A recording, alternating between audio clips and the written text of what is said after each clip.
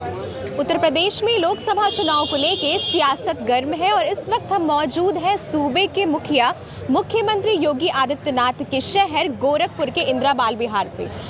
और आइए जानते हैं लोगों से कि 2024 के लोकसभा चुनाव को लेके माहौल क्या है। 2024 के लोकसभा चुनाव को लेके आपके शहर में क्या माहौल है? 400 पार। मोदी जी ने जो 400 पार का नारा दिया है उसको सच करने के लिए कुछ ऐसे काम मोदी जी ने किए हैं? बिल्कुल किया है। कुछ काम बताइए। चीज़ें हैं। अब आज रोड इंफ्रास्ट्रक्चर की पोजीशन अगर देखते हैं तो ये इंटायरली डिफरेंट। इंडिया में कहीं भी अगर हम घूमने के लिए जाते हैं तो वो चेंजिंग आई है। मूलभूत सुविधाओं को अगर जब सुविधा दी गई है, बिजली है जो आम आदमी के जो कनेक्ट करता है सारी चीज़ों, तो बिजली है। इसी उत्तर प्रदेश में हम जहाँ गोरखपुर में रहते थे तो दिन भर में 8 घंटे का बिजली मिलता था। गोरखपुर जैसे सिटी में रहने पर 10 घंटे की, आज 22 घंटे 20 घंटे आपको बिजली मिलती है। तो ये सब सुविधा मिली है। सांसद रवि किशन जी के द्वारा पिछले 5 सालों में कुछ काम किया गया है? रवि किशन जी ने जो भी काम किया वो तो नहीं दिखाई देता है, लेकिन हमारे जो मुख्यमंत्री योगी आदित्यनाथ जी हैं उन्होंने हमारे संस्कृत को बढ़ावा दिया। हमारे मोदी जी ने संस्कृत को बढ़ावा दिया। जिस देश में की संस्कृत आगे बढ़ेगी वो देश वैसे ही आगे बढ़ेगा। यहाँ की संस्कृत, किसी भी देश को देख लीजिए, यहाँ की संस्कृत समाप्त हो गई वो देश समाप्त हो गया। तो पहली चीज़ तो इन्होंने यहाँ की संस्कृत को बढ़ाया है। दूसरी चीज़ जो इंफ्रास्ट्रक्चर की बात है, आप देखिए रोड की बातें हैं, नाली की बातें हैं और भी चीज़ें हैं। और रोज़गार की बात है, ये गवर्नमेंट से हमको कुछ लेना देना नहीं है, बीजेपी हो चाहे कोई भी हो। लेकिन आप ये पक्ष को न देखिए, सभी को बराबर देखिए। इस बार किन मुद्दों को देख के आप वोट देने वाले हैं? मैडम, सारे मुद्दे तो हल हो गए। जितना मोदी जी योगी जी ने कहा उतना तो पूरा किया। आगे के जो भी मुद्दे हैं, जो भी उनके एजेंडे में है, उसको भी आगे आने वाले 5 साल में पूरा करेंगे। लेकिन विपक्षियों का कहना है कि मोदी जी ने तो कुछ काम ही नहीं किया। तो विपक्ष आखिर राजनीति कैसे करेगा? विपक्ष जब ये नहीं कहेगा कि मोदी जी ने कोई काम ही नहीं किया। कहना तो है, कुछ न कुछ कहना ही है, चाहे अच्छा कहे चाहे बुरा कहे। तो कुछ ऐसे काम बताइए जो मोदी जी ने किए हैं। ऐसा कौन सा काम उनके एजेंडे में था जो नहीं हुआ? आप हमको ये बता दीजिए।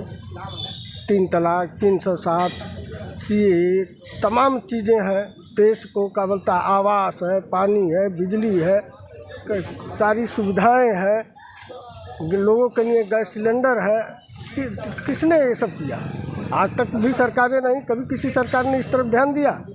जितनी रोडें देख रही हैं कॉरिडोर टाइप बन रही हैं। आज आदमी यहाँ बैठ रहा है, 4 घंटे में लखनऊ पहुँच जा रहा है।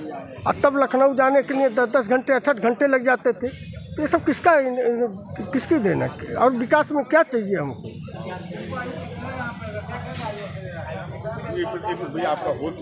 भी हमारे भाई ने कहा है विकास। गोलघर या इंदिरा बाल विहार गोरखपुर की जान कहे जाने वाले प्लेस पे हम लोग हैं। अगर आज अभी हल्की सी बारिश हो जाए तो यहाँ रोडों पे पानी लग जाएगा। यही विकास है। विकास की यह बात कर रहे हैं। विकास इस तरह से दिख रहा है रोड पे। देखिए अभी जो है विकास इनका ये है, अभी गाड़ियाँ जो है किनारे खड़ी हैं, लेकिन जो उसको उठा ले जाया जाएगा, उठा के ले जाके उससे 1000 रुपया ज़बरदस्ती वसूली होती है। यही विकास है। कांग्रेस की गवर्नमेंट थी तो लोगों में दया भाव था, लेकिन इनके सरकार में कोई दया भाव नहीं दिख रहा है। जनता डरी हुई है, सहमी हुई है।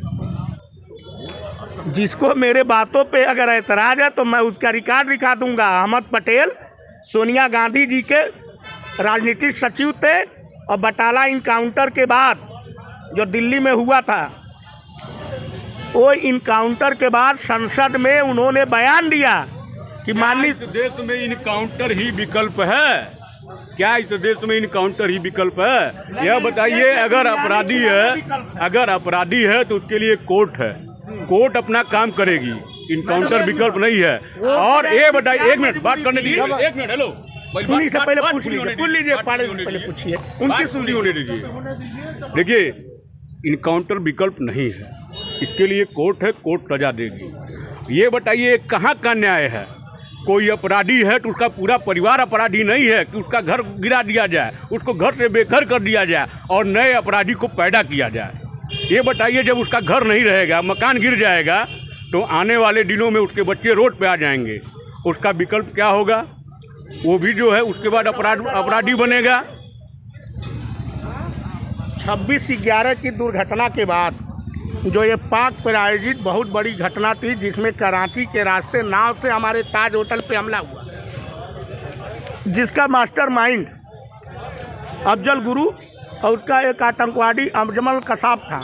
आखिर ऐसी क्या मजबूरी थी जिसको जेल में बैठा के, तिहाड़ जेल में बैठा के बिरयानी खिलाई जाती थी, उसको रात के 3:30 बजे चुनाव के ऐन वक्त पहले उसको क्यों फांसी पे लटका दिया गया?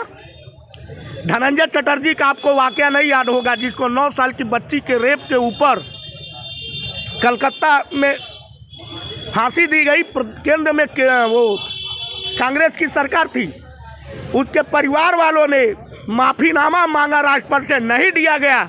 आज जांच रिपोर्ट जब सबमिट हुई है, एफआईआर लगा है, उसमें तय हुआ है, वादी ने कहा कि ये फैसला गलत हुआ, मुख्य आरोपी आज घूम रहा है और जो एकदम कहीं से उसमें इन्वॉल्व नहीं था उसको फांसी हो गई। मैं पूछता हूँ, उसके परिवार वालों की जिम्मेदारी कांग्रेस लेगी कि भाजपा लेगी? भय होना चाहिए, जीरो टॉलरेंस की नीति होनी चाहिए, जात देख के किसी निर्णय को नहीं लेना चाहिए।